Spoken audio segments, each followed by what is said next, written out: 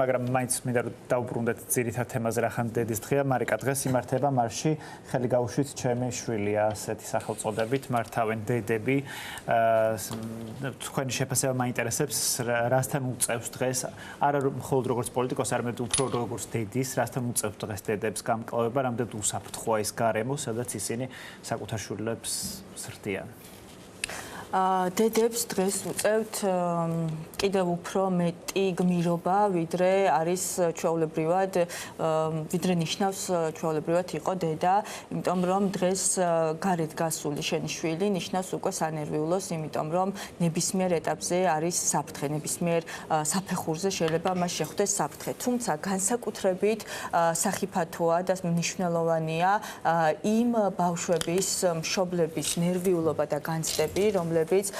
დგანან დღეს რუსთაველზე, დგანან სხვადასხვა ადგილებზე და იცავენ საქართველოს მომავალს, საქართველოს ევროპულ კურსს, მართლა რეალურ ევროპულ კურსს და განვითარებას, ხომ?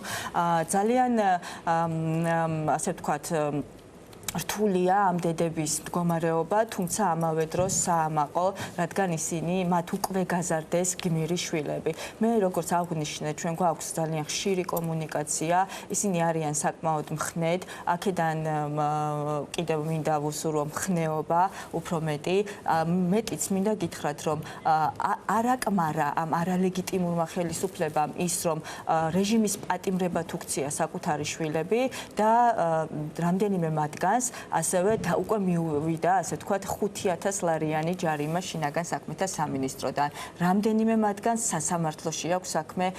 და ამ ნაწილში ჩვენ ბუნებრივია გავაკეთებთ ყველაფერს იმისთვის, რომ ისინი იქნენ დაცული და სამართლებრივად იქნება თუ მორალურად მათ გვერდზე ვართ და აქვე მინდა აღვნიშნო, რომ ჩვენ როგორც პარტია ახალის, ანუ კოალიცია ცვლილების ადამიანის უფლებათა ოფისი, ასევე კოალიციურად 4 პარტიას გაკეთებული გვაქვს ცხელი ხაზი, რომლითაც უზრუნველყოფთ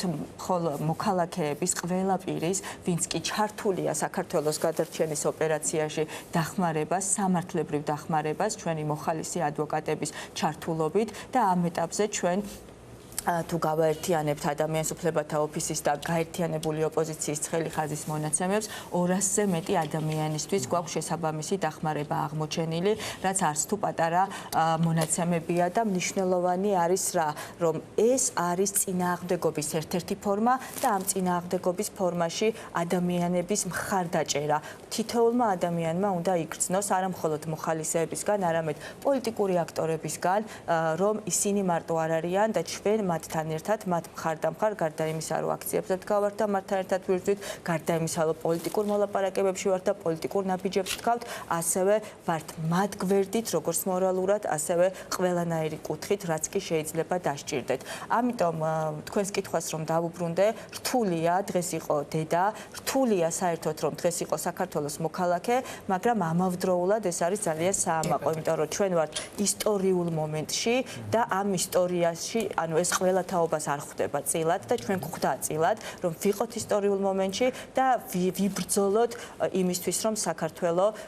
ანუ ჩვენი წინაპრების ოცნება ახდეს, ჩვენი ოცნება ახდეს და საქართველო გახდეს ევროკავშირის სრულფასოვანი წევრი. ის თაობა, რომელიც ამ თავისუფლებას ჩვენ აუცილებლად აღმოჩნდებით ის თაობა, რომელიც საქართველოს გახდის ევროკავშირის წევრი. ლანა, თქვენს გთხოვთ დღეს დედების მარშიც არის და